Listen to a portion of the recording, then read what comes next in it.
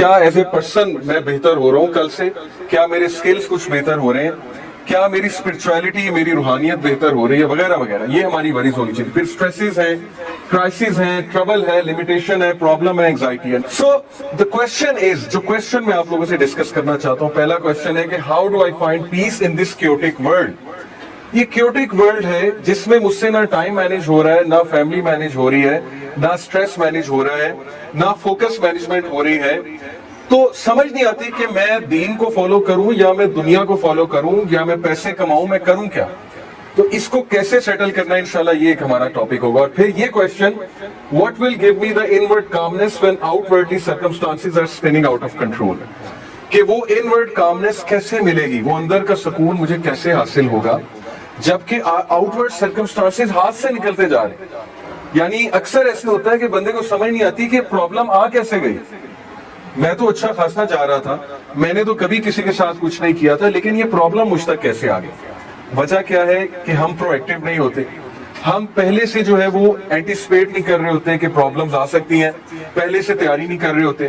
تو بہرحال یہ چیز بھی انشاءاللہ ہم ڈسکس کریں گے. اور پھر یہ کوشچن بڑا امپورٹنٹ ہے کہ وائی می. بہت سے لوگ کے ساتھ حادثات ہو جاتے ہیں، وہ حادثات کو ایبزارب نہیں کر پاتے، ڈائجسٹ نہیں کر پاتے. اور پھر یہ کوشچن ارائز ہوتا ہے کہ میرے ساتھ ایسا کیوں ہوا، وائی می. یعنی کسی کے پیرنٹس کے ساتھ ریلیشن اچھے نہیں ہیں.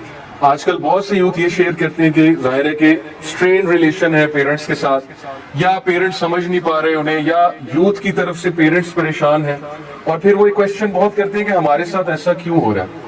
تو کیوں کو تلاش کرنا، یہ بھی ہم پوری کوشش کریں گے کہ اس ساری ورکشاپ میں، لیکچر سیریز میں ہم یہ کریں. جہاں تک آج کے دور کی بات ہے، ہمارے لیے بہت چیلنجنگ ٹائم ہے. مینٹل ڈیزیزز میرے دور میں اتنی کامن نہیں تھی.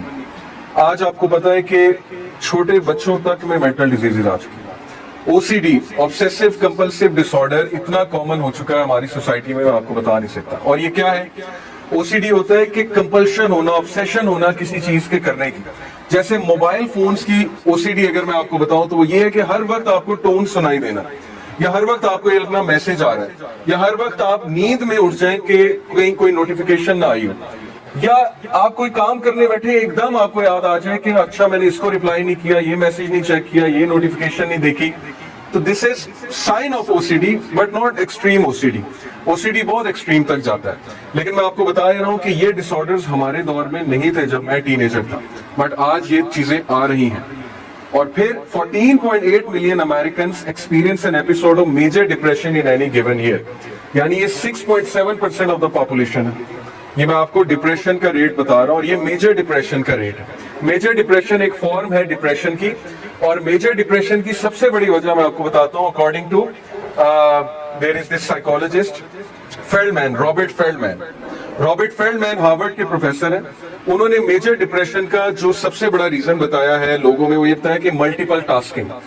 انہوں نے کہا کہ آج کا بندہ اتنے کاموں میں انوالوڈ ہے جس کی وجہ سے اتنا سٹریس آتا ہے اسے کہ الٹیمیٹلی وہ بریک ڈاؤن کر جاتا ہے. اسپیشلی انہوں نے کہا خواتین میں سب سے بڑی ریزن میجر ڈپریشن کی ملٹی ٹاسکنگ. آپ دیکھیں اگر تو اسلامک سسٹم کو لیں تو اللہ تعالیٰ نے جو رولز ڈیفائن کیے ہیں وہ بڑے سمپل ہیں کہ ہوم میکر خاتون ہے اور ظاہر ہے کہ خامد نے کمانا ہے. لیکن اگر کوئی جاب کرنا چاہتی ہیں، کوئی ڈگنیٹی کے ساتھ کچھ کرنا چاہتی ہیں، ایجوکیشن حاصل کرنا چاہتی ہیں، وہ الاؤڈ. لیکن چونکہ امریکہ کا جو کٹ تھروٹ کمپٹیشن ہے، جس کی وجہ سے وہاں ہر بندہ سٹریس میں آ چکا ہے، کیونکہ کمپٹیشن اتنا زیادہ ہو چکا ہے. اور یہ بات میں اس لیے سمجھتا ہوں کیونکہ میں ایک ٹیچر ہوں، مجھے پتا ہے آج کا اسٹوڈنٹ کتنے سٹریس میں ہے. یعنی 7 گھنٹے وہ اسکول جاتا ہے، وہاں پر پڑھتا ہے، کرسی پر بیٹھتا ہے، پھر اس کو اکیڈمی بھیج دیا جاتا ہے، اکیڈمی جاتا ہے، وہاں پر جا کر ریپیٹ کرتا ہے، چیزیں پڑھتا ہے. تو اس کی پرسنل سپیس بہت کٹ ہو چکی ہے آج کے اسٹوڈنٹ کی. پھر مارکس اچھے نہ آئے، اس کا ایک الگ سٹریس ہے. پھر گریڈز اچھے نہ آئے، اس کا ایک الگ سٹریس ہے، وغیرہ وغیرہ. تو اس لیے میں آپ کو بتانا ہی چاہ رہا ہوں کہ یہ جو میجر ڈپریشن کی ریزن ہے، یہ سٹریس بہت بڑی ریزن ہے، اور ملٹی ٹاسکنگ بہت بڑی اس کی جو ہے وہ ریزن ہے. پھر suicides are increasing at an incredible rate ہماری سوسائٹی میں. اور ابھی ریسنٹلی آپ کو پتا ہوگا کہ انڈین ایکٹر جو تھا سشانت سنگھ اویلیبل، اس کی سوسائڈ کا پتہ لگا. پھر کوئی ایکٹریس تھی، اس کی سوسائڈ کا پتہ لگا. پھر لاسٹ ایئر کے آپ سوسائڈ کے سٹیٹسٹکس اٹھا لیں. ایک وہ بینڈ تھا لنکن پارک غالباً، اس کا جو ووکلسٹ ہے چیسٹر بیننگٹن، میں بہت سنتا تھا، اس کی سوسائڈ آپ اٹھا لیں. तो वाई इज द रीजन कि पीपल आर किलिंग देमसेल्व्स? ये ऐसी चीज थी सुसाइड जो इतना मायूस समझा जाती थी किसी दौर में कि उस बंदे को बहुत डिस्करेज किया जाता था, डिग्रेड किया जाता था, उसको कॉवर्ड समझा जाता था जो सुसाइड करता है।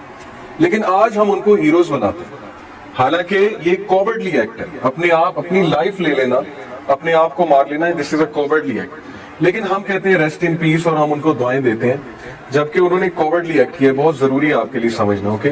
बिकॉज जाहिर है कि they gave up on life, but why they gave up on life? सवाल ये है कि इतना तंग क्यों आ रहे हैं लोग कि वो इस हद तक जा रहे हैं कि सुसाइड भी कर रहे हैं लोग। So this brings me to the question जो मैं एक्चुअली आप लोग से करना चाहता हूं कि क्या ऐसा तो नहीं है कि हमने उन चीजों को बिल्कुल साइड पे कर दिया जो एक्चुअली मैटर करती थी? फॉर एग्जाम्पल, गॉड को, जिसकी लाइफ में गॉड नहीं है, ये मैं अभी आपको गोरों के कोट सुनाऊंगा। मतलब हम तो बोलते रहते हैं हम तो मुसलमान हैं, लेकिन मैं उन लोगों की बात आपको बताऊंगा जो फुली मटीरियलिज्म में इन्वॉल्व है इस वक्त। जिसकी लाइफ में गॉड एब्सेंट है, स्पिरिचुअलिटी एब्सेंट है, वो कंफर्म डिप्रेशन की तरफ जाएगा ही जाएगा। लेकिन having said it, depression could be a disease as well, mental disease भी होती है।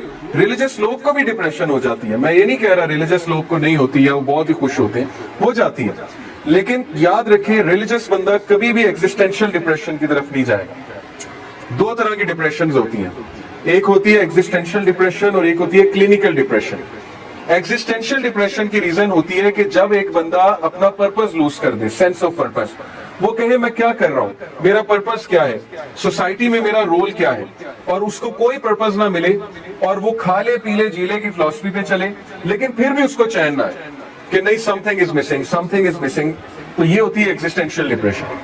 क्लिनिकल डिप्रेशन होती है because of imbalance in the chemicals. Brain में जो केमिकल्स होते हैं, सेरोटोनिन हो गया, डोपामिन हो गया और ऑक्सीटोसिन हो गया, उनका कुछ इम्बैलेंस क्रिएट होता है, तो क्लिनिकल डिप्रेशन होती है।